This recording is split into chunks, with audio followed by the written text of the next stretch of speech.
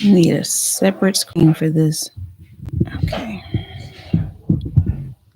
Oh, it probably needs to be over here. It's fine. It's fine. Okay. Operations running smoothly.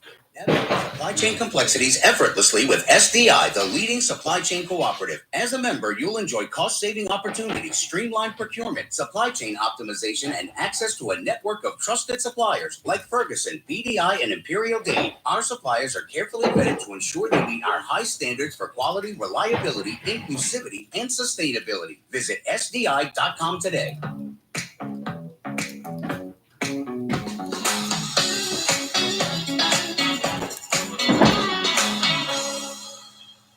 What's up, everybody? What's happening, family? And welcome back to another episode and season of Is This Gonna Cause an Argument? My name is Angel Tanksley. I am the just honored wife of this man beside me. Professionally, I go by Angel Akita Moore. And in these streets, I'm known as the one, the only. That chick angel. That chick angel. And I am so glad that I can kick it on over to my husband. Tell him who you are, baby. Tell him I'm here, the host of This Is Gonna Cause an Argument, Marcus Tanksley, a.k.a. Tank. What's happening, fam? Welcome to the new year. Welcome to the new season. This is a podcast week, Angel. Yeah, I was perfectly fine. You were perfectly fine. Anyway, this is a podcast we do every single week. But we talk about all the good things. We talk about all the bad things, relationships, families, current events. We give advice. Sometimes it's right. Most times it's not. And we are joined every single week. Angel. Yes. That's distracting. Could you stop? It's distracting. Could I do it quieter is what you need to ask. Anyway, we are joined by our media family. Their media family is in our Patreon. Okay, our Patreon is the people. We call them a media family because we're a little bit closer. We talked to them on the way here because we was running late because Angel was taking too damn long. Instead of singing, she could have been getting ready. We would have been here an hour earlier, but here we are. And you can be a part of that media family. All you got to do is sign up on patreon.com/thatchickangel for the low of $5 a month. We also joined by some wonderful sponsors. Angel, go on, let them know who they are. Our wonderful sponsors. It's annoying today. What? Gosh, why are you doing all that? You can't say effing when I'm about to tell us who our sponsors are. Take it right out. Our sponsors for today are HelloFresh, Better Help, and Lumi Deodorant. I can't wait to tell you more about them. These are all sponsors that we actually really do like and appreciate. And we hope that you like them too. And if you are someone who wants to give them a try, please use our promo codes, our URLs to let them know that we sent you over there too. Thank you, sponsors. You don't like my singing, is what you're saying. Well, if you sang more, I'd sing less. You're just not going to talk to me? You're just doing your thing. I'm talking to you. I'm doing my thing. I'm not going to sing more. You don't like my singing? That's a question. Purposely, like, trying to... No, actually, I'm not. This is what's crazy right now. Is that Marcus thinks that my singing a lot and singing during inappropriate times has anything to do with him. It doesn't. It gives really, Simone, Tank need a nap. I'm just over here trying to introduce the show. It's almost like a sibling. Just I ain't touching you. I ain't touching you. That's where you're fused. It has nothing to do. But I said it's distracting. So I did it quietly. I can still hear you. You could hear what I was saying. I couldn't hear what you were saying. I could still hear you. I couldn't hear what you were saying the first time because I was ignoring it. I honestly thought I was doing it extremely quiet. I covered my mouth. I made sure it was super duper focused. Yeah, we usually kick this off with one or two segments. This podcast, Tanksley Pride, and in our feelings, Tanksley Pride is one of something about one of our four boys. We call them Tanksley Pride. And in my feelings, it's something that you want to get off your chest, something that's getting on your nerves, or it's something that's got you feeling great. Which one you want to do, Amy? I mean, I personally want to do Tanksley Pride. Let's do Tanksley Pride. Go ahead.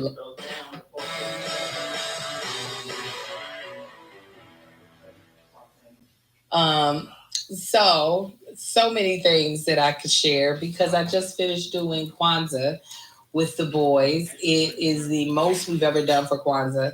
Let me tell you, that chat GPT, it is super duper helpful for me specifically when it comes to jumping off ideas. So I had put in before Kwanzaa because I didn't have a lot of time to focus on it because we worked dang near up to Christmas of like in chat GPT, fun, kid-friendly activities to do for Kwanzaa. And it gave me a list of ideas. I didn't use most of them. And then for each principle, I looked at different activities that could go along with the principle by asking ChatGPT what's something that would be really fun to do for Umoja Unity. And that's where the Unity pledge came from. I was like, oh, that's good. That way we're working together collaboratively. What I loved is that even though they would start off kind of like, okay, well, you're interrupting our video game, we're talking to our friend for us to do Kwanzaa, they've fully participated. Even my 14 quickly got into it every time. My 14-year-old teenager, he also took it seriously. Even Amara, who only really participated in 3 days, when we did do it, he was fully engaged with the activity. And the first day I was telling Marcus, on Umoja, we did a gratitude circle where we basically took one person at the table, say we said Amar, and each one of us told Amar why we are grateful for him. When I tell you, this broke me down to my brake pads. I was just like, and then I just love your confidence. I'm grateful. I wish everybody had the type of blind confidence you have in yourself. It'll take you far. I was like, you do have the most rest, and I am grateful for that. So it was just really beautiful. It was beautiful to hear them express their gratitude towards each other. Because at the end of the day, for real, the reason why little Marcus ended up not being the only child is because we didn't want him to be the only child. Yeah, and he was a very easy child. Oh, so yeah. It was easy to be like, oh, let's do this again. Yeah. Boy, were we wrong. But like, we had them so that they would have each other. Like, because we could have just left it at little Marcus and he would be living a great life. He knows that too. But we also know, like, I know how I am. I'm very close to my sisters. Yeah. You know. Yeah, we never wanted our only child. I know. There was a point in time after I had little Marcus, I was like, that's it. I'm not doing no more. We were one and done. That wasn't my intention at first, but then I was like, yeah, I don't need no more. But then, yeah. Once he hit, 3, 4, was like, this boy's lonely in here with us. His little babiness was leaving, and I took the 3 older boys. We got dressed up. We went to go see MJ the musical. We had amazing seats. I'm talking about phenomenal, and everybody stopped us because they were in their blazers or their suits. Mm-hmm. I was in my sparkly New Year's Eve outfit, and everybody was like, "Oh my goodness, you all look amazing." I was like, thank you. And the boys really enjoyed the show. They had a lot of questions about Michael Jackson. But it was great. So I've had an amazing winter break with my kids. Kwanzaa was the highlight. And I look forward to, really cementing this as our family tradition. Yeah. I'm dead in this moment. I realized somebody said Mara's signature was Oh, on the Unity pledge? I just never realized you woke me up to sign. I had no idea. I was like, yeah. I looked at it. I saw the post and I was like, did I write that? Yeah. Did y'all see it, women? Sorry. Make sure you go to my post to see Amar's portrait.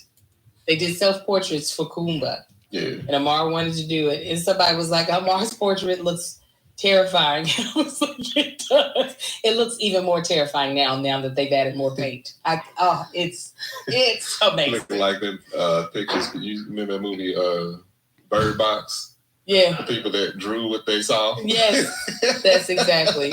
No, my take surprise story. Look, just watching these boys on this winter break, this holiday break that they've been on, has been extremely entertaining. Not so Marcus. He just extended his weekend. Like, we ain't seen too much of him. Yep. But the twins and Amar, specifically Amar, nobody on this planet has had a better break than him. It's like he knows he's on winter break, and he has lived every day to its absolute fullest. Yes. The amount of energy he's had, it'll hit a point in time where he'll be busy doing stuff, running around. Then all of a sudden he'll get what they call the zoomies that dogs and cats be getting, and he'll just start running around the house. And he will do that for 15, 20 minutes. So I'm like, hey, you're going to hurt yourself. Many, many times he did. Many different days, on many different occasions, multiple times a day, he hurt himself. After that pain was gone, he was right back at it. But just watching him interact with everybody, like my mom was in town. Of course, he spent majority of his time with her. Interacting with his brothers, with us. I was just like, with the dog, he threw some money in the in the water cages for the turtles. He threw money. He threw like $30 in 5s and 10s in that tank. In the big tank. Kai came and told me Amar put some of our money in the turtle tank. I said, what? I'm thinking coins. I'm like, all right, maybe he doesn't say let me get there. Hold on. So I'm like, what? So I go up there and there's just 5s, 1s, and 10s floating around, some done sunk to the bottom of his dang turtle. Did the turtle try to eat any of them? Maybe before I got there, I don't know. So I go in there and get it out, and I'm looking, and I was like, how did he even get up here? Don't nobody know how. I'm thinking he done pulled one of those chairs over there, opened up a drawer, Spider-Man his little ass up there, and threw their money in there. I don't even know where he got the money from. Yeah, that's also a good question. Well, I guess he was just like, Merry Christmas to the turtles. We had that was you gonna talk about that? I'm gonna talk about that too. Getting rid of the turtles. Round of applause. Come on, clap, cheer. Woo! I'd already came up. Do the whistle. Y'all heard it? Yeah. I came up with this conclusion, and so I went and I cleaned out the turtle cage and cleaned out the filter and stuff, filled it back up, and then I was just like, no, I'm not doing this no more. So told Angel, I was like, we getting rid of the turtles, like point blank, period. Turtles got to go. One is nobody, like the way they feed the turtles, the way they feed them, you would have to clean the cage and clean the filter out probably.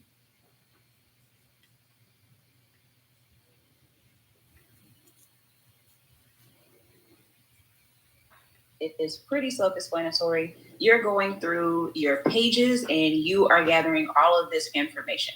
And so a few things that are important to note is that we are gathering some of the typical statistics, right? Like we're looking at the likes, shares, comments, things like that.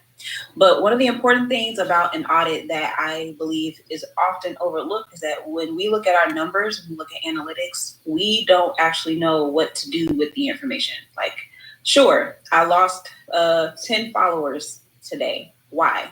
Or my watch time, my view time on my videos is lower than it was last week.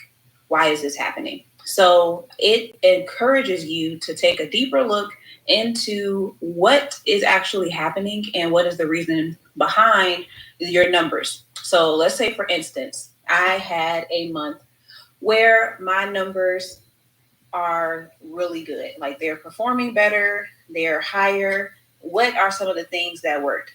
And so let's say, for instance, this particular month, I had more call to actions in my videos. Or maybe I am more intentional about the type of content that I'm making.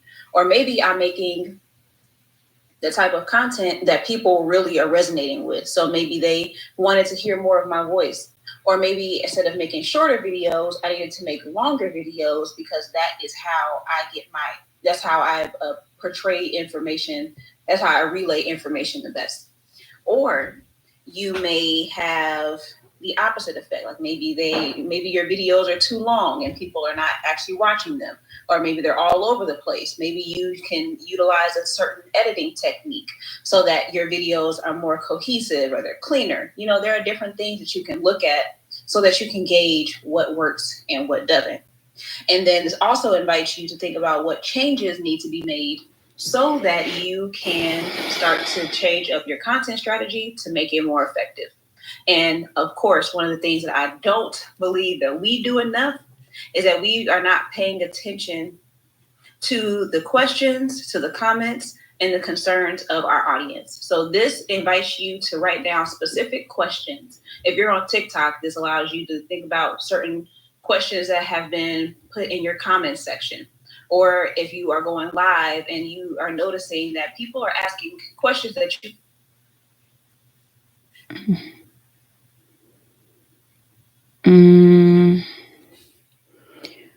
keep that complete and continue.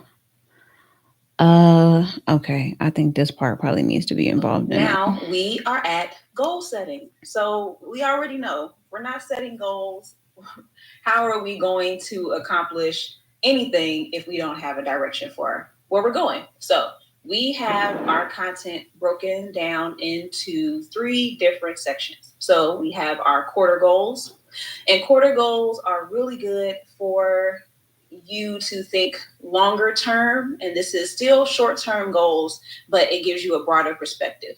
And this is important because a lot of times when we are doing things like campaigns, or we have maybe a program that we're launching, if you have a big project that we're hoping to gain followers or clients for, we want to have that idea in mind, ideally 90 days before we begin the actual program, so that it gives people enough time. You really can develop and nurture those relationships. And one of the things that is important too is that you can really gain trust and get people liking you in less than a year. Like, it does not take a year. It does not take months for people to really learn and decide if they want to work with you or not. It just takes you being consistent, being targeted, and then having content that speaks to their needs. So if you have quarter goals and your content is geared towards that goal that you have 3 months from now, then you are developing those relationships with intentionality when it comes to your content. And then we have our quarter goals, our overarching, our bigger goals. Then we break those down into monthly goals so that we take stages, the steps that it takes to achieve those goals, and we break them down into months. So this one's going to be smaller, more attainable goals within a 30 to 31 day time frame, but they are going to be informed by your quarter goals. And then, of course, we have the numbers. So I like to say that the numbers are informative and they are important. And it is nice to have goals in terms of followers, engagement rates, things of that nature when it comes to your pages and your websites. However, with the nature of how algorithms work and how things shift, you may not always attain what you would hope to, and they're changing a lot. So, you have to have these set, but also hold them loosely just in case things do not go as planned. And that can be a positive thing or a negative thing. Like, maybe you gain more than you would have hoped. So you want to make sure that you are setting goals, that you have them there, but also hold them loosely when it comes to the numbers, and don't get too hung up on whether or not they're met. Allow them to inform you and give you good insight on what you can do and how you can improve or adjust moving forward. So these are your goals.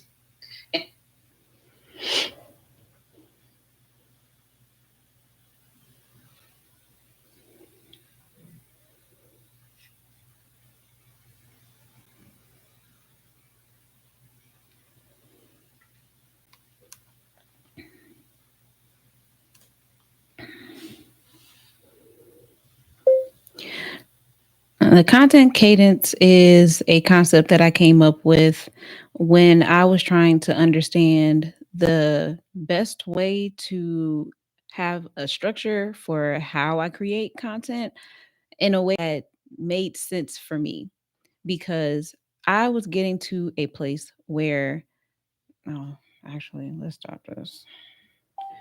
I don't want to do it on here. Let's try the script. The script. Okay. And we're still good over here. All right. We got 5 minutes before we take a little breaky break. And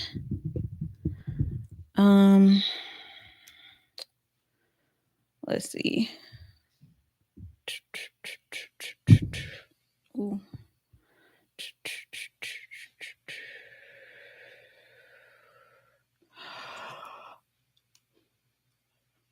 All right. For content cadence.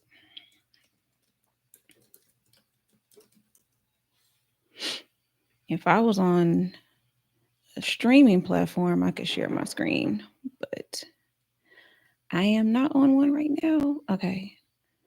So let's do record into script.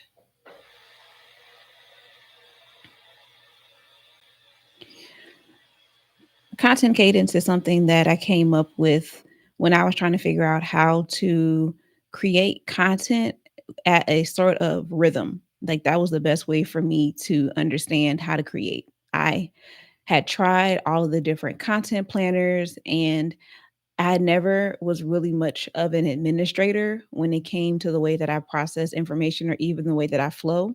And so I felt like between all of the people telling you how often you should post every day and how many things you should be putting out there on every platform, it just became way too much. It became very overwhelming. And so I came up with this concept of a content cadence. And the reason why it is a cadence instead of a content plan is because it really goes with the rhythm of your life. It flows with your life. And I love it because it doesn't have the same like rigid feeling that content plans sometimes have, or content schedules, posting schedules. Those words, they don't feel as flexible and as realistic when you are dealing with being a parent or being a spouse or working a full-time job and trying to also create content. I just started to notice that everything felt very cookie cutter, and it also felt just generic. And so my goal with the content cadence was to break down how to develop a rhythm with your content that makes sense for your life and help you to think about the factors that go into what you do in your everyday life, not just when it comes to content, and not making it the center of what you do, but instead having it still have a structure without it overriding everything else in your life. And so the content cadence really focuses on what works for you. So a few things that we have to take into consideration when it comes to making a content cadence. The first thing is you have to think about what your goals are for your content. Now, depending on where you are in terms of your business, in terms of what you are trying to accomplish with your platform, your goals are going to be, they're going to be different, but you should always have goals. And so when you're looking at your goals, you want to break them down into 3 sections. The first part of your goal planning is for your quarter. What are your goals for the quarter? What are you trying to accomplish? For some of you, you may be looking to launch a community, or maybe you have created a digital resource that you want to put out, you want to launch it. And so that is your big goal for the quarter. So that is something that you would put down in this box. Now, the great thing about your goals is that they don't have to just be related to content. Your goals can be the things that you are looking to accomplish in general. So include your personal goals, include your fitness goals, include your relationship goals. Whatever you have that are a focus for you, include those in your planning, because this all goes with the flow in what you are doing in terms of your rhythm for your content. The next thing is you're going to look at your goals for the month. So, what are your goals for the month? And then the last thing that you're going to look at is what are the numbers? And the numbers simply mean what are you trying to gain as far as your numbers goals when it pertains to as it pertains to your followers, as it pertains to view count, as it pertains to watch time, revenue goals. What are those numbers? The things that are more quantifiable. What are those numbers? What do those look like for you? And when you're looking at the numbers, you want to look at the numbers on a. You can either look at them on a quarterly basis or a monthly basis and break them down. This one is a little bit more flexible because it might take more time for you to accomplish certain goals. So, actually, scratch that. When you're looking at your numbers goals are going to be for the quarter. So, what are your quarterly, monthly, what are your quarterly number goals? And then you can break those down into a monthly if you want to be even more specific. But that is the last part of the goals. So you have to know what those are, because once you know your goals, you're going to be able to create your content with that in mind. So, that's the first part of this. The next thing that you have to look at is what is going to be the actual cadence for posting. So you can get as specific as the days of the week that you're going to create content. You can talk about the times that work well for you to create content. And then you also want to look at the platforms you're going to be creating on. And now this one is important because a lot of people will tell you that you have to be visible everywhere. And as a full time content creator, really building it so that you can be visible across all platforms is definitely a plus, and it's something that a lot and it's something that we should aspire and work towards. However, if we are not at that place yet, my suggestion is to focus on 1 to 2 platforms that you really have some leverage in. What are the ones that you can really focus on? What are the ones that you can really optimize, and where do you already have some traction, like where you already got some heat? Okay, those platforms, 1 to 2, the ones that you can really focus on and grow well, those are the platforms that you're going to stick to as you are getting used to this rhythm and you are building it so that you can create that consistency that you're looking for when it comes to your content creation. And so as you create these days, my challenge for you is to stick to them as best as possible. And this is a really big disclaimer because when it comes to the cadence, when you hear rhythm, sometimes it might feel like you are able to just kind of go with the flow and post whatever. And while that is useful to experiment in the beginning, you do not want that to be your testimony forever. You really want to be someone who is on a schedule, working at a certain time, at a certain consistency where people can expect you, because that's how you grow community. But as we are working through these schedules and as we are getting used to these platforms, there's definitely room for things to change and to shift. And those are the things that you want to recognize as you are creating so that you can make the changes necessary to fit your lifestyle. So that's the next part is when are you posting and where are you posting? So this should also keep in mind going live, whether these are feeds, the videos that are going on your feed, whether these are static posts, pictures, or these blog articles, whatever it is that you are creating as content. This is what you want to put into consideration when it comes to how often and where you are putting this out there.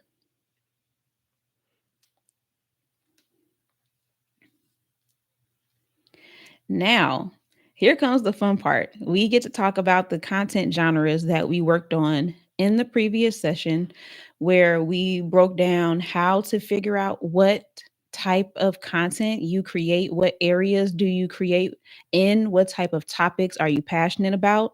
This is your chance to do one of two things. Either you have established what your content genres are, and now it's time for you to really hone in on that type of content, or you are experimenting and figuring out what your genres are and what that content looks like. So now you are giving yourself a rhythm, a cadence to post different types of content and experiment to see how the people respond to what you put out there, how effective it is, and also receive feedback on the types of content that you are creating, so that that can give you the information that you need to refine it. And the most important parts of this is that you want to make sure that you are paying attention to the type of content that you enjoy making.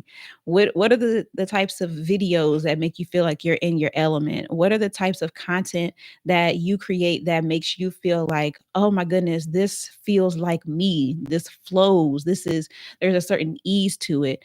You want to make sure that you're keeping those things in mind as well as you are going through and creating. So now we're going to break down the types of content that you are going to create. So I like to use a spreadsheet. And on one side, I have the content genres. And then on the top, I have the different types of content that I will be creating, whether that is educational, whether it is a how to, whether it's more of like a story time or testimonial type of video. I have different styles that I have broken down so that we know what it is that we're creating and then in what genre is going in. So this is where you start to put your ideas down on paper or on computer so that you know what you are creating, like you creating a bank of content ideas to pull from and to create.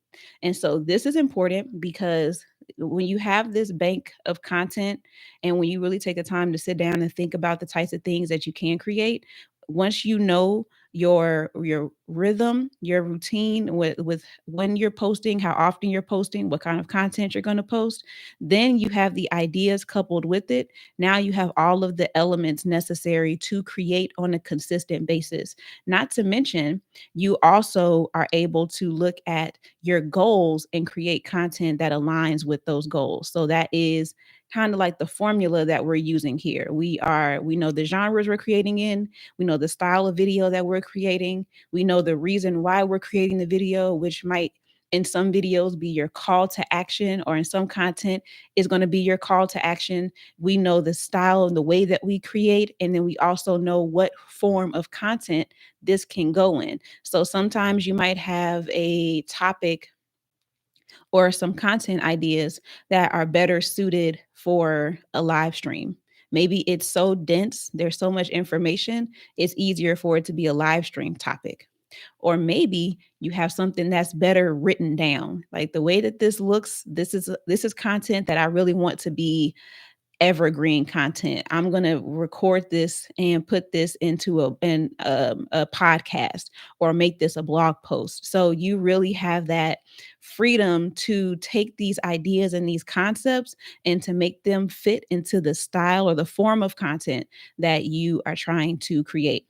And so once you have those ideas down, that is the part of the content cadence. That's and once you have those ideas down, that is the content cadence. So the thing that I did not mention is also very important is that we should be doing audits of our pages. So some things that we are looking for towards the beginning of the month, towards the end of the month, or maybe you're doing this more quarterly, is you want to look at how your content is doing. So let me go um, back to the guide. Oh, all right. It's recording all of this. Uncomfortable.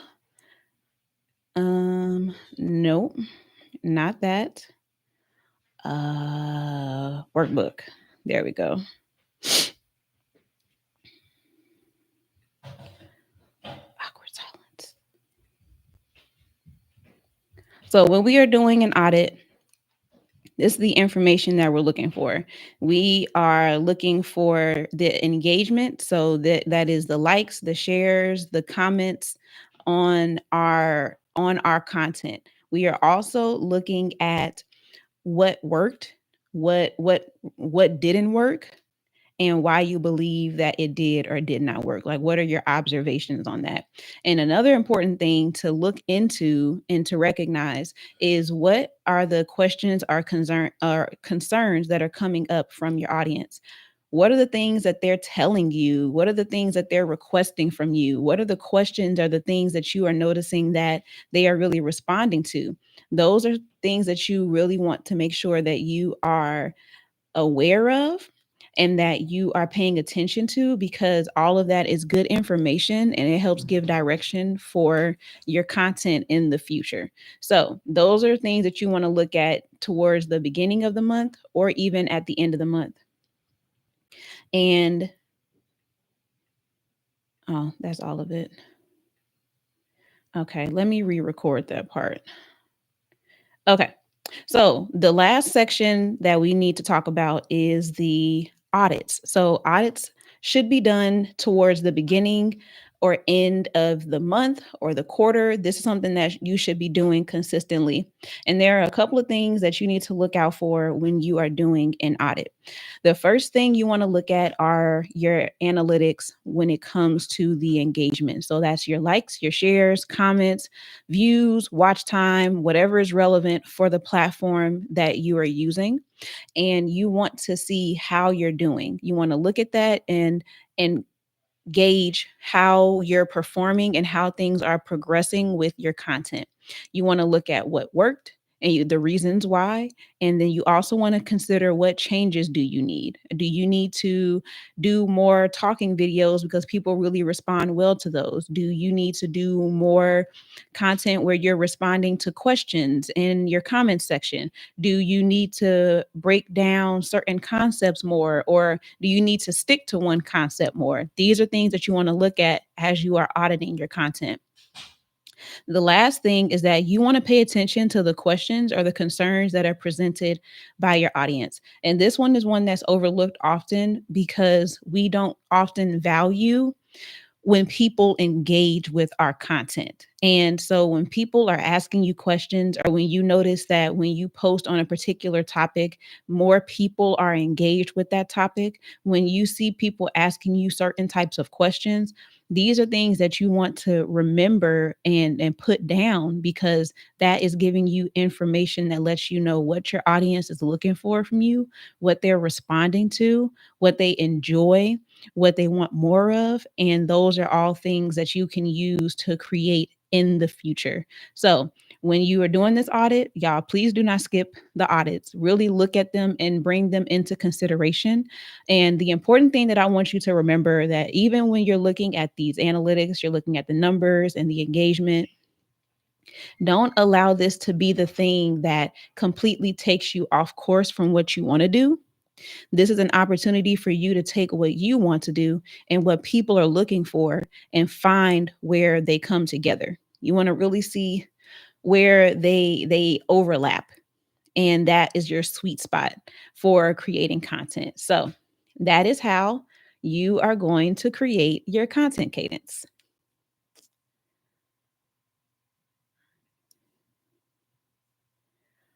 Um oh no. What am I doing?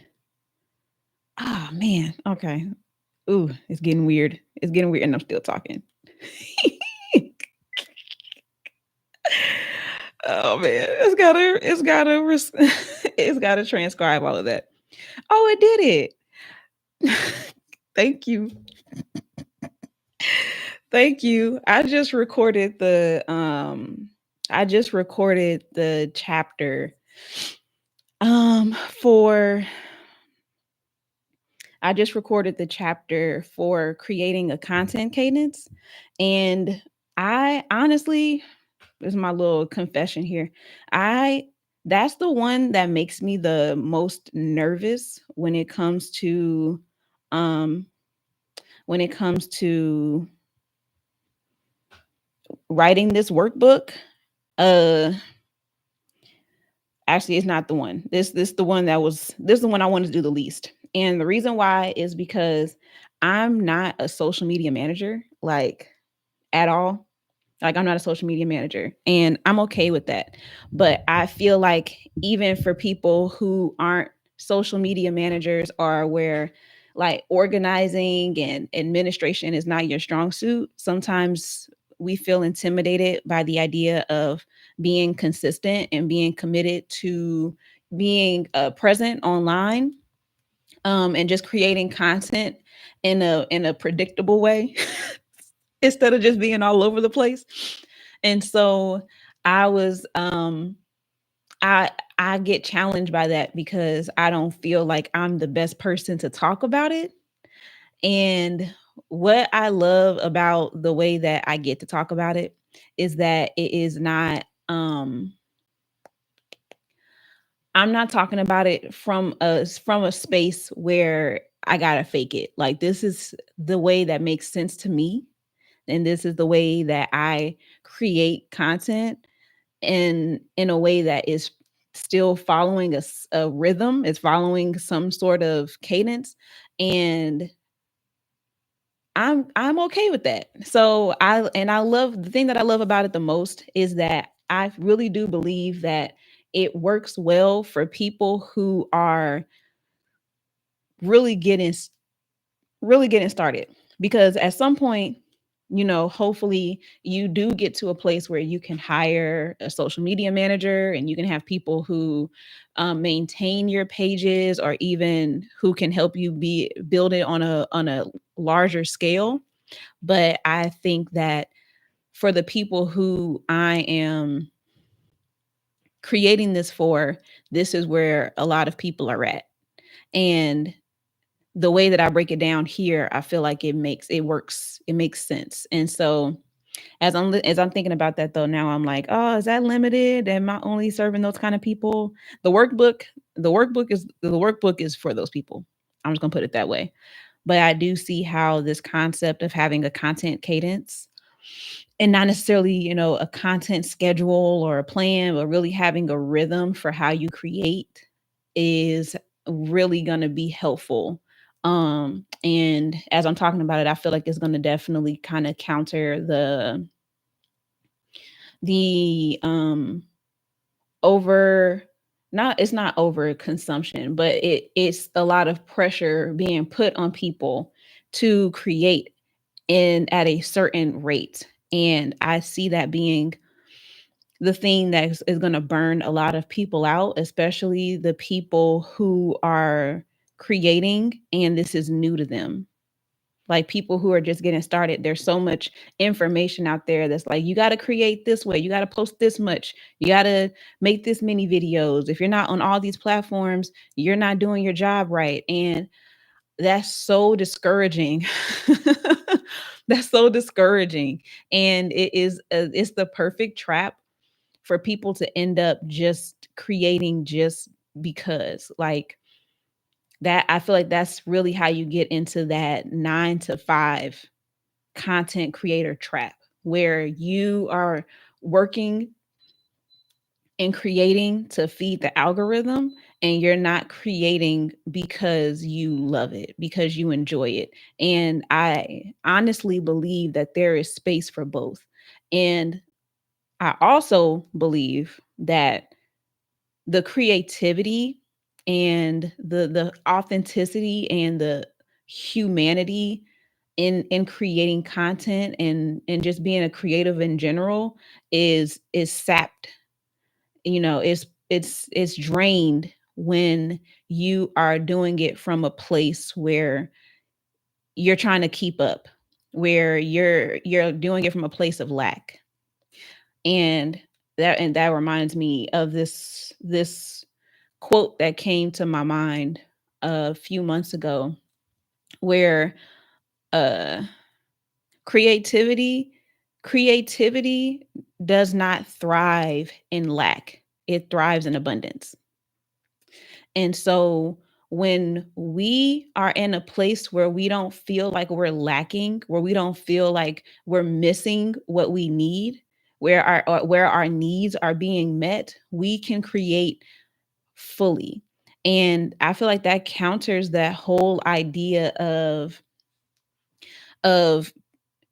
you're the most creative when you don't have anything, or you're the most creative when you come from nothing. And even that idea I feel like is something that I hear a lot, especially when you think about like the people who end up like earning more, making more money, and it seems like the more money they make, the less creative they are.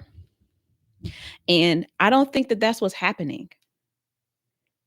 I don't think that's what's happening. I believe that what's happening is that they have surrendered their creativity and their authenticity for a dollar. I mean, lots of dollars, like not just a single dollar, but they're trading their creativity for money. And I think that's what takes it away. That is what makes it so that you are no longer this creative individual, where you don't feel as authentic, where you don't feel as relevant. I think that being relevant, it just depends on who you're talking to. And you can relate to people on different levels, regardless of your income status.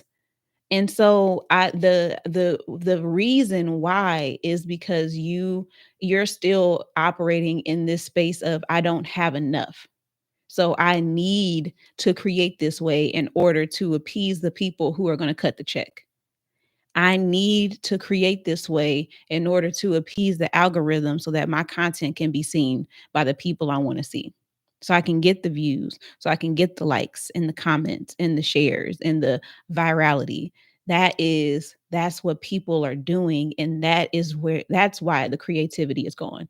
And so I feel like that's even encouraging to hear, because it seems like we feel like it's time to be, in order to be creative, we got to be humble. And we got to be low. We got to be these starving artists. And that's not true. My creativity should be paying me. I should be getting paid for what I do, because it is amazing. It's incredible. It helps people. It solves problems. Everybody else making money off solving problems. I want to make money off solving problems too. And I believe that I can do that and still be a creative person when I am staying true to why I create. I'm staying true to the way that's most natural for me to create. I'm not switching it up because I noticed that this is trendier. This works better. This gets me more views. If it takes me away, if it takes me out of alignment, if it takes me outside of the way that is the most authentic for me to be present, to show up, then I'm not doing it. Then I'm not doing it. And I believe that I can still be open to change. I can be open to things being different without compromising who I am. So I don't know how we got here from content cadence, but that is what I've been thinking about lately. So yeah, I'm gonna take that part. I'm gonna take that part. I'm gonna use that. I'm gonna use that later. But that's where we are. So the chapter is being it is transcribed. So now I gotta go through it.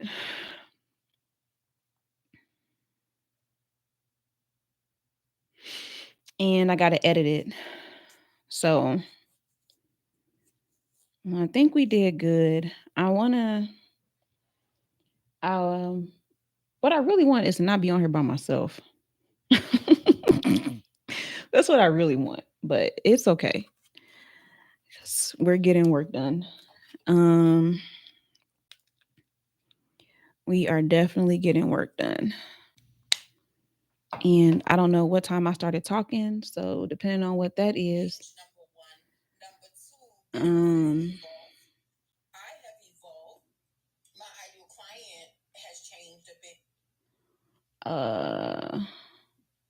let's see what it does. Okay, it says it's connected to them.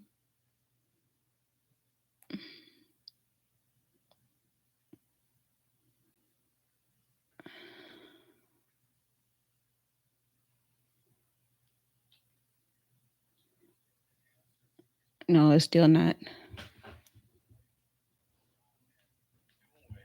To be able to speak to yourself in that way. Because that's the real version of discipline to me. Oh, it's connected to my computer. That's why. Yes.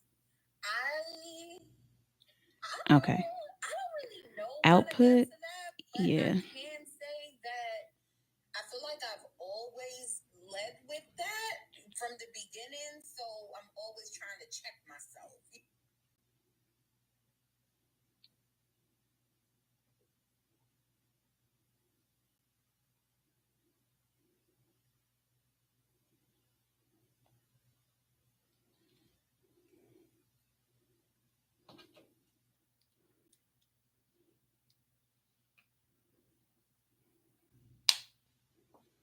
There we go.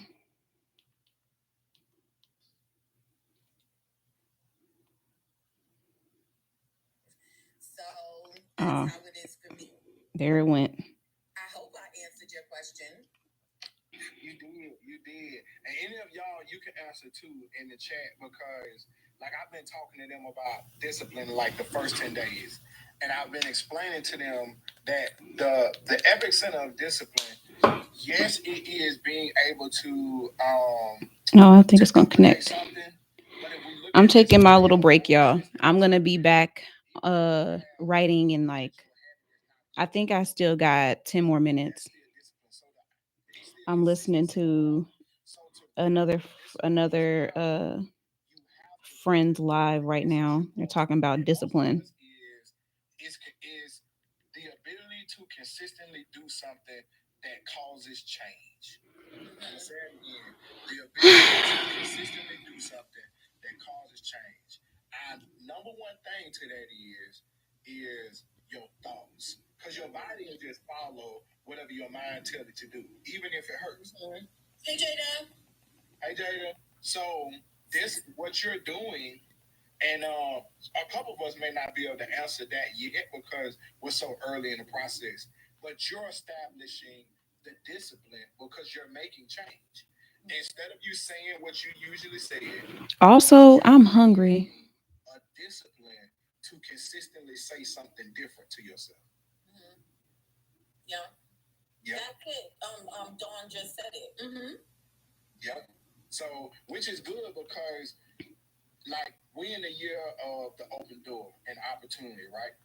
So, how can you achieve and receive all of your opportunities if you don't have the discipline to even be able to see them because you didn't think it. You didn't make the thoughtful disciplined decision. Huh? Yeah, I think sometimes too it's damn it. I think sometimes it's also like ego. Because sometimes we think we know everything, so we're not willing to hear the thing that we need to change or the thing that we need to do.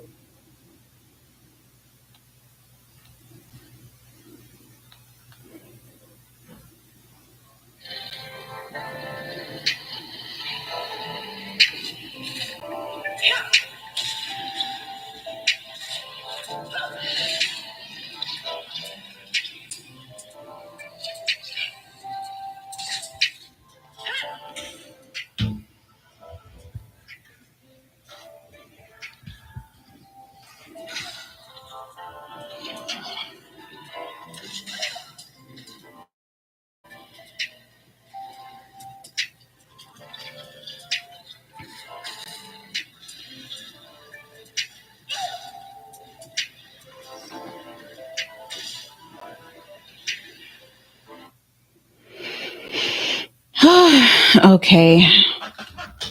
I'm about to get back to it because I'm starving. All right, we about to do another 25 minutes. Let's see.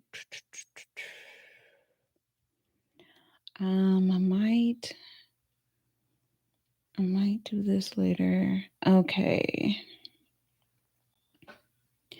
All right. So content cadence is something that I came up with. Oh, that's not gonna work. And between all the people telling you, okay, hold on. The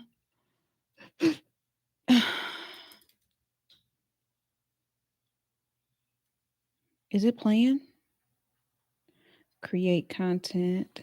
Oh, um, no, don't MacBook Pro. Okay, I can still hear myself. Okay.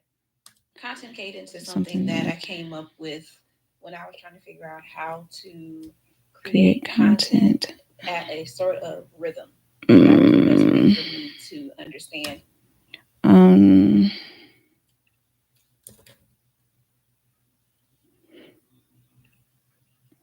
the content cadence is something that I came up with while I was trying to figure out how to create content.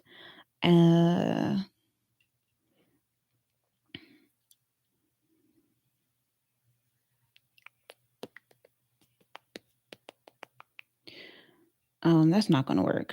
Okay, done. Up with, I was trying to figure out how to. Okay, so it just skips it. All right, so we are going to go to.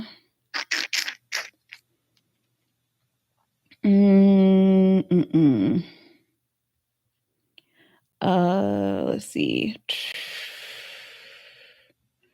Publish, export, transcript, copy the clipboard, and then we're gonna put it in the document. Oh, my stomach is about to rumble. All right. Why would it, y'all, why is it playing with me?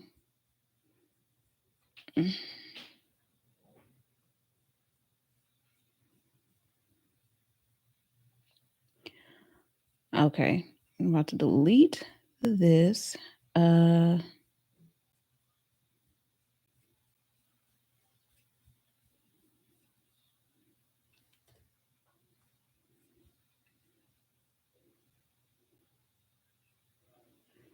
Oh wait, dang it.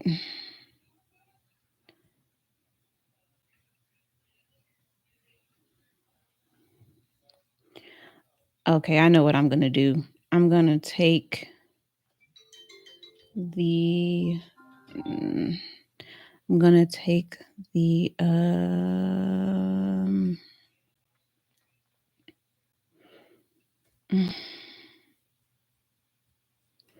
okay, I'm just gonna have to do undo. All right, because the fact that it should be normal text and it's not is wild. All right, so let's get our podcast back going. Unless I completely turned it off, that would be wild.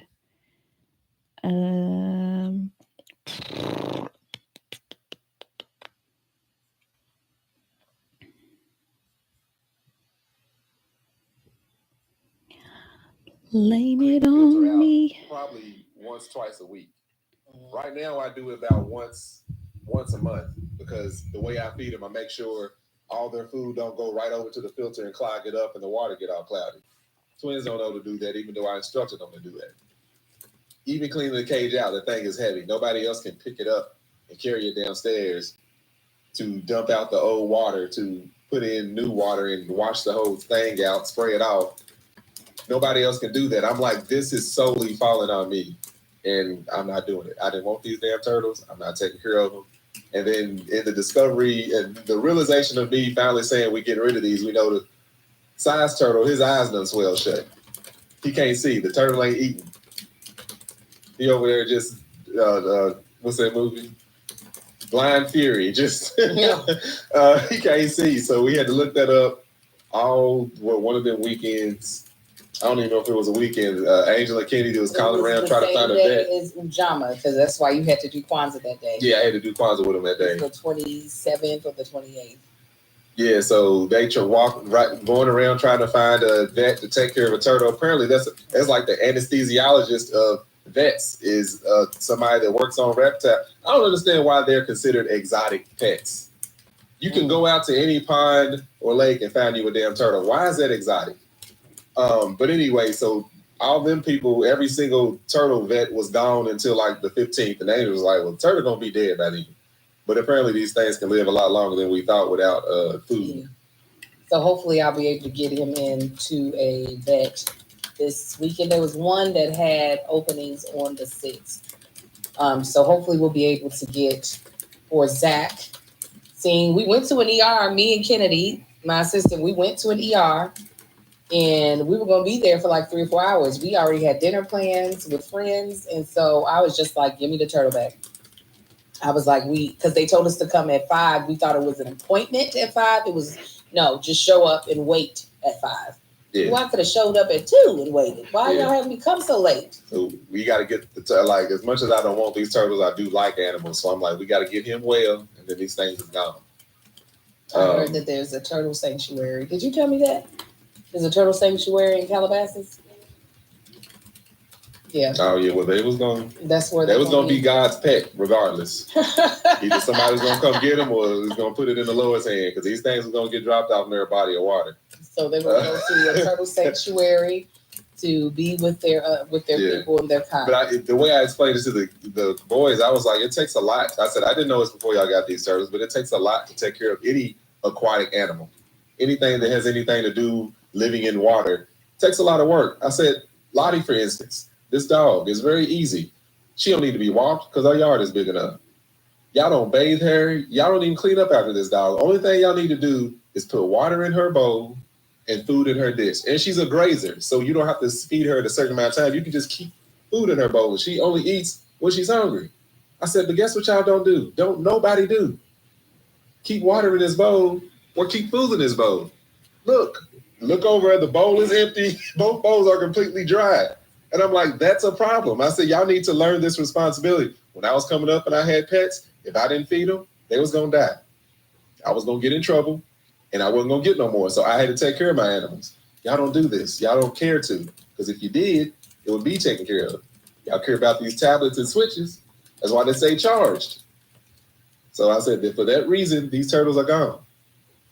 Well, before we continue on, we're going to jump to our first sponsor, HelloFresh. You can get farm fresh, pre-portioned ingredients delivered right to your doorstep with HelloFresh. Make home cooking easy, fun, and affordable.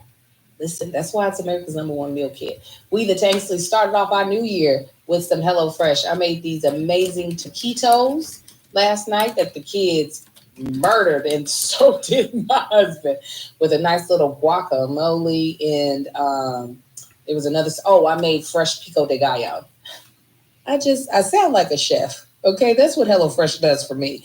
All right, so whether your resolution is to save money, eat better, or stress less, HelloFresh is here to help you to do all three. Say hello to your most delicious year yet with fresh ingredients and chef-crafted recipes at the price you'll like, delivered right to your door. Each HelloFresh box is packed with farm fresh ingredients, and everything arrives in pre-portioned right to your doorstep for less hassle and less wasted food. Don't let recipe boredom strike, because HelloFresh has more options than ever before. Dig into their biggest menu yet with over 45 dinner options to choose from weekly, and even more market add-on items that suit any lifestyle. Again, I absolutely want to tell you right now, love HelloFresh. Last night, I really wasn't in the mood to cook. We had spent hours taking down Christmas decorations. Mm-hmm. But I was like, I also don't want to spend the money eating out. So I looked through my HelloFresh box, and I was like, oh, these taquitos take no time to throw together. Threw them together. The boys got full. My husband got full, and they had a good meal. This is why I love HelloFresh. So this is what I want you to do. Go to HelloFresh.com/arguefree. Arguefree. And use code arguefree for free breakfast for life. One breakfast item per box while subscription is active. That's free breakfast for life at HelloFresh.com/arguefree. Arguefree. With code arguefree. Arguefree. It's HelloFresh, America's #1 meal kit. Yeah, Kai cried his little butt off when I told him. We did that on Ujamaa. I was like, collective work and responsibility. I was like, it's not a collective responsibility if daddy's the only one who does it. God was like, well, Daddy doesn't let me feed the turtles. And I was like, I know. Yeah, but I let you feed Lottie. She hungry right now. Regardless, the turtles are going. They were a little sad. Yeah, but they don't be caring about them turtles. Maybe once a week they're like, oh yeah, we got turtles. Let's look at them. But we're gonna get them better. I think little Marcus cared. That's why little Marcus like it's not gonna die. They can survive. I was like, oh. Yeah, we had to prepare aside. We was like, now look, yours is gonna die. Mm-hmm. Just get your heart and mind. He was gonna say, get your heart and mind ready. The turtle you can't die. see nothing right now. Yeah. Okay. But, yeah, you can go probably a month or two. I don't know. I had a snake. He went 6 months without eating. So. Jesus. Well, let's jump to our next segment, one that we haven't done in a while, and that's Tanksley Tips.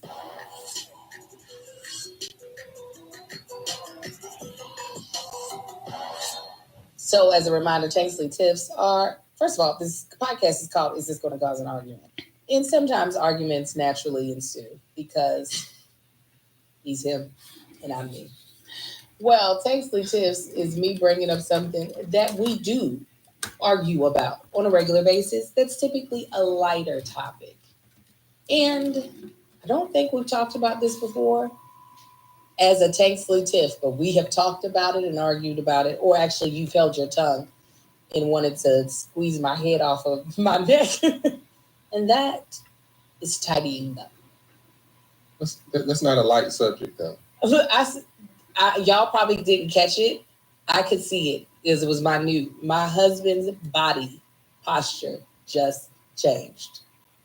I said tidying up in your chest filled with so much tension. That's not a light subject. Let's not. It's going to be fine. It's not. I promise. It's going to be fine. So, what is your version of tidying up? What is your, like, if you had your way? Because this is where I feel like our is, because you recall we lived in an apartment together. Mm-hmm. In the second bedroom, which was like a catch-all, was really the only part of the apartment that had a issue of staying clean. Mm-hmm. So our only argument was over clothes getting put up. Because the bathroom has always been a problem. And that apartment saved the relationship because I had my own bathroom. Right, but my bathroom, my sink inside of the master bedroom, that thing didn't stay a mess. Are you about to be? I would disagree, but that's a matter of opinion. So anyhow. Now, jump to us having children. When we had just little Marcus, I want the record to reflect. Every night after I put him to bed, do you recall? I used to clean up all of his toys and put them back where they were supposed to be in the living room and everything. Mm-hmm. And for the most part at that old house, I was over keeping like the kitchen clean. Do you recall having to be the one to clean the kitchen? No, I remember that. Okay. Yeah, no, I remember that. Now we have 4 kids. Okay. And our bedroom is a hot ass mess. I take full responsibility. Marcus keeps 2 areas in that room, not neat, but let's say there's 12 areas of the room. I am responsible for the other 10. Okay. However, comma, hyphen, whatever. I feel like I'm the only one that goes into the boys' room and helps them clean and get their room looking like something. Why? Yeah. I don't care to focus on the boys' room when the rest of the house, I feel, is a complete shit show. Their room takes up very little square footage and don't nobody go in there but them. When there's things in the hallway leading up to their room, there's things in the hallway leading up to the steps that goes up to the hallway that goes in their room.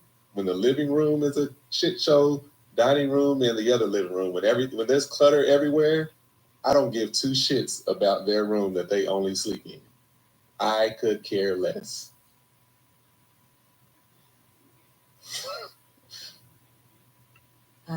This is the thing. The stuff that's spilling out into those areas, like you said, is stuff that's supposed to be, other than when I purge their clothes. This is another thing.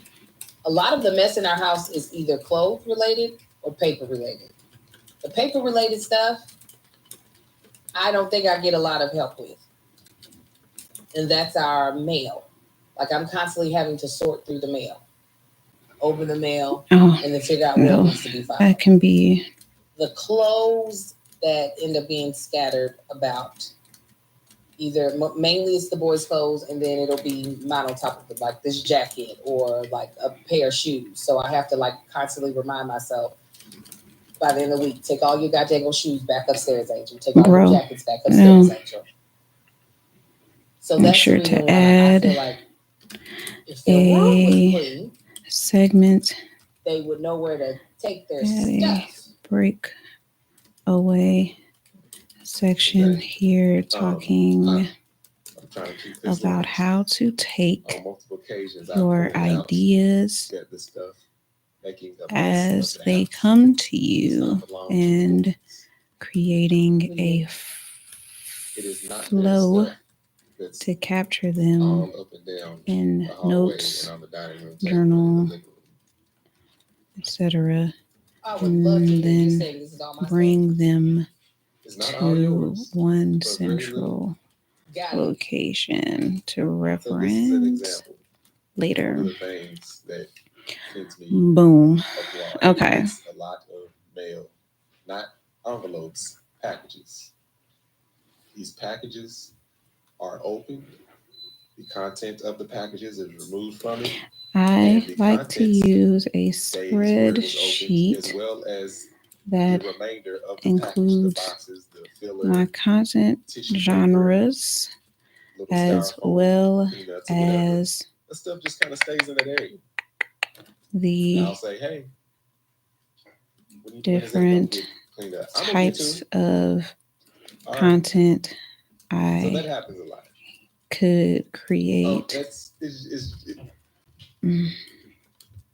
within that genre. That this is what's being said on our kitchen counter. Here is an example. There are iPads, tablets, of the template I use. My purse is there. And then there are there's random foods that I didn't eat. Plates and stuff. And all that's fine. Audit your content. Let me finish what I'm saying. In the living room. 50 million blankets. I took the time, folded up all the blankets. Marcus was like, we don't need half these blankets. Put them on the ottoman. And then those blankets got spread all across the house. Now, that's my stuff because I know what I said, shadow of the doubt. I purposefully go into that living room, I gather all my shoes, and I put the boys' shoes typically, or Amar's shoes, I'll try to put in the hallway for him to eventually take up. Okay. When it comes to when I get packages, especially if I take the packages upstairs in my room. The twins have one chore outside of giving Lottie food and water. Okay. That is emptying the trash. I have reminded them got it. At least 5 times. The trash in our bathroom. When you see the boxes by the trash, I'll call it a pro tip for now. Also downstairs. I have asked little Marcus to do it. They don't do it. And I'm like, I'll just keep reminding them because this is their chore. Okay. So let's. Oh, and then the dining room table. I really don't know how I got blamed for any. All right.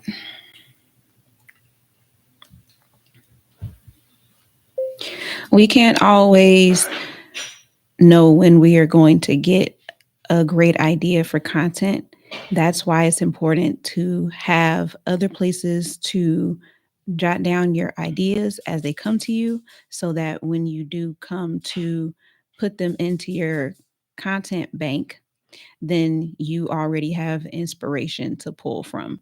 You can use the Notes app on your phone. You can write them down in a journal that you can refer to later, or you can even include them in a voice memo, whatever works for you to get the ideas when they come to you. This is an important way to keep the content ideas flowing, and it's a great system to maintain so that you don't forget some of the great things that you come up with while you are living your life.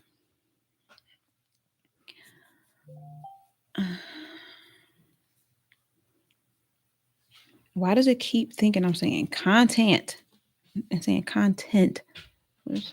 That's why it's important to have a place to drop your ideas as they come to you, so that when you do come, you put them into.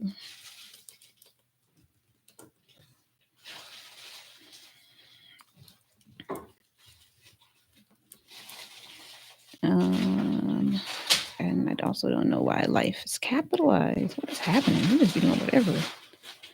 Let's see.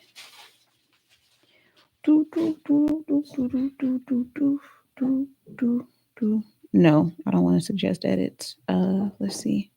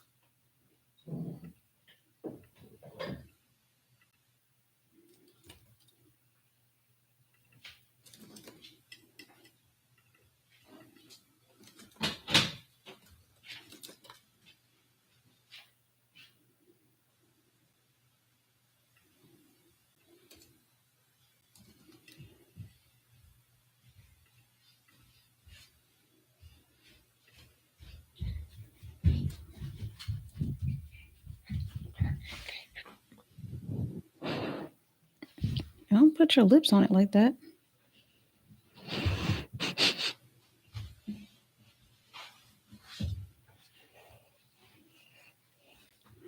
Okay. All right.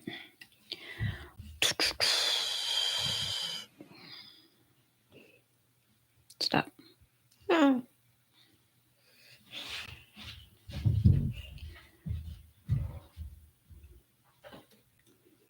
Okay.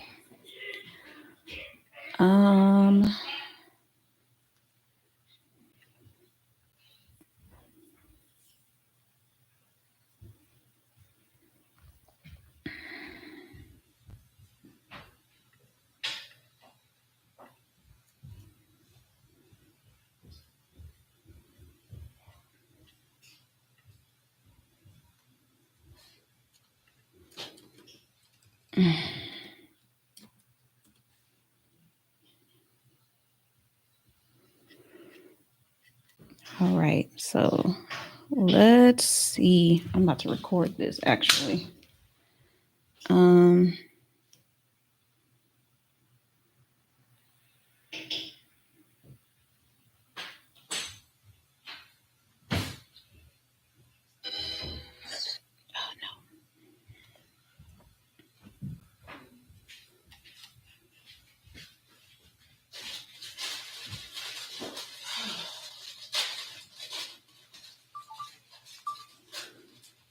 right. So we got what is this? What did I write? We wrote content cadence, and we also finished what was another one? I think it was, oh man, was it only one? I thought I finished 2 sections. I could have sworn I did, but look, we got one chapter out the way. So, oh, that's gonna bother me. Because now I can't remember which one it was.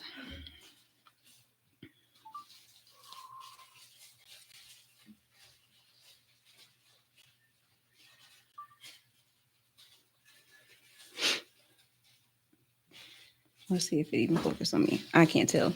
I don't I don't know which one I created. I felt like I did 2 chapters during this little co-creating session that I got, but I think I just got one. But we're gonna celebrate the wins however we can. And also we're live doing a co-creating session on YouTube. It's an idea I've wanted to do for a while, but I just never stuck to it. So, but yeah, here we are. I want to show y'all the workbook, but then I'll be showing y'all the whole workbook. So that's where we at so far. All right. Now I can actually look and see. Yeah, I really want to believe that I've finished 2 sections. So we got that.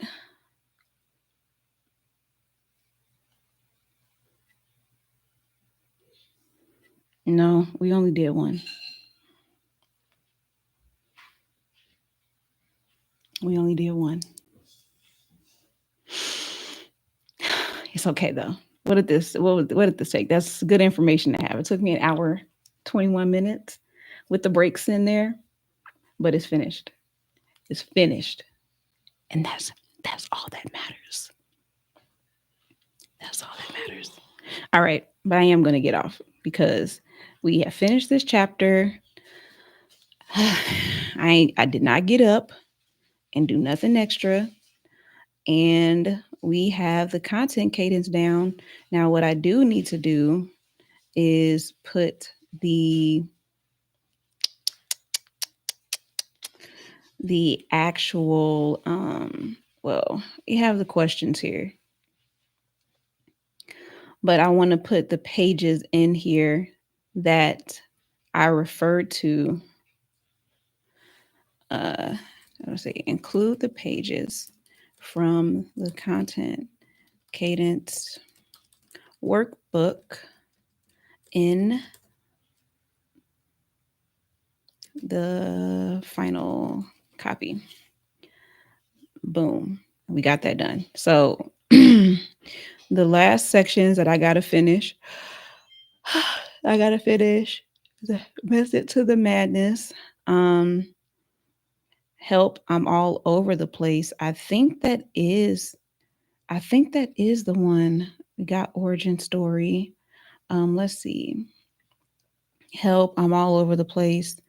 Oh no. That was the reason why, because it's done. It's done. That is going to be the call to action, and that one's going to be to journal. Yes. And so, okay, yes, there we go. So this is a bonus tip. Say pro tip. I said pro tip on the other one. Goodness gracious. Okay. So that's gonna be that.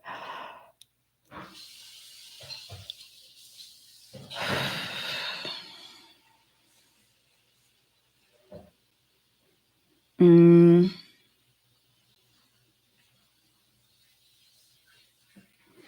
let's see. Actually, I think I can finish this one real fast. Okay.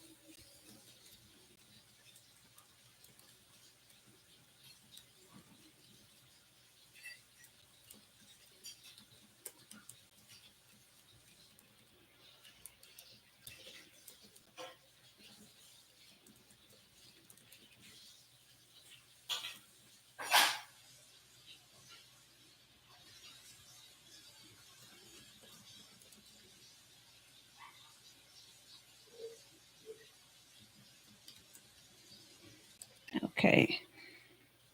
So then I'm going to have to include the pages from the detox after this section. Yes. We did it. We did it. Okay. So now we just have 2 more sections to do. 2 more sections and then we're done. Okay, let me look at it. Getting people talking behind your back. And then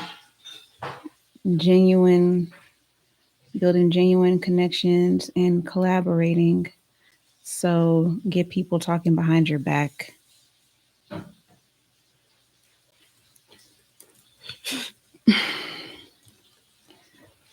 Get people talking behind your back. Boom. Okay. So technically we have 3. What's missing in Method to the Madness?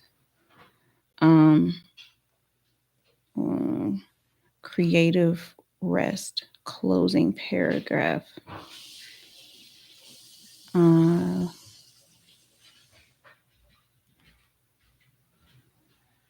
The content cadence is resolved. Let's see. Include the sections from the detox. So let's see, because I think that part I took care of too. Got this, boom. Content cadence, boom. Create content from a place of overflow. That's the one I got to finish.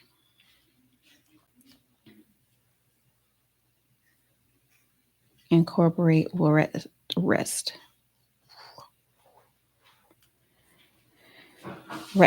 Journaling. Okay, so I finished this. So outline the. I know I did it. I just put it somewhere. Where is it at?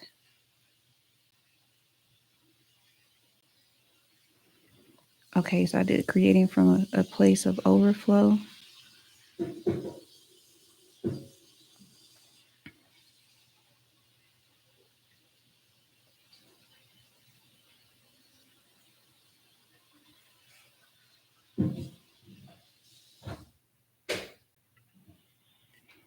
All right, where was I just at? Because now I'm not creating content from a place of overflow. Oh, it was okay. Let's delete that.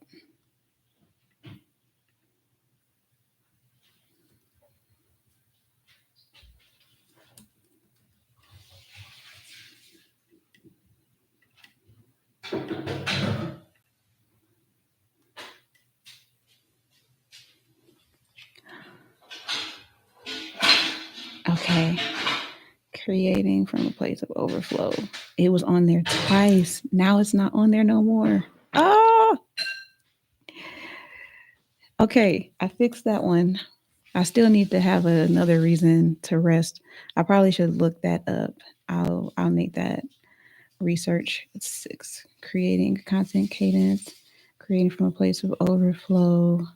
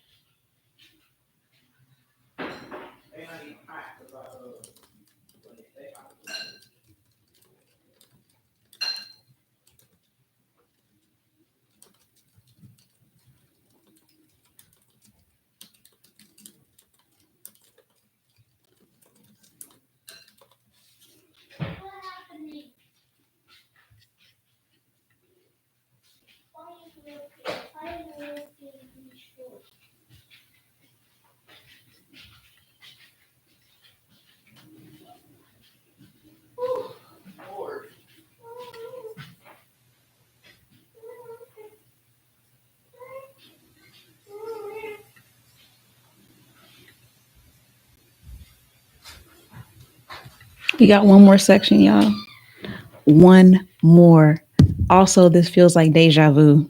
I don't even know why, but we got it. We got it. Oh my gosh. Wow. Hold up. Mm.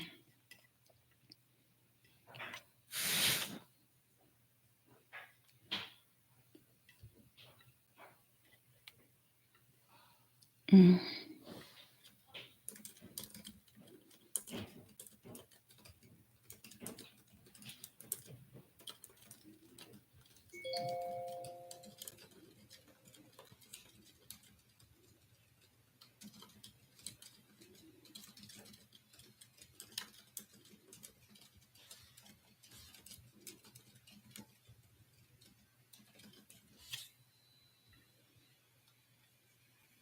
Okay. All right, y'all. So I did it. I did it. The last section is that's what I got left. No, I still need to talk about collaborating. Um okay, I highlighted the wrong one. We got two more sections. And then it's all written. It's all written. Part of me wants to keep on writing it. But another part of me just wants to take a break because I did a good job. And so I'm gonna listen to that part because I need to eat. So I will be back with another one of these. I don't know when, but I'll announce it. So if you're catching this later, then I hope that it helped you out. I hope you enjoy it. I'm gonna keep it up as is, which makes me super uncomfortable. But I'm hoping that it is helpful. So we'll see. Until next time, y'all.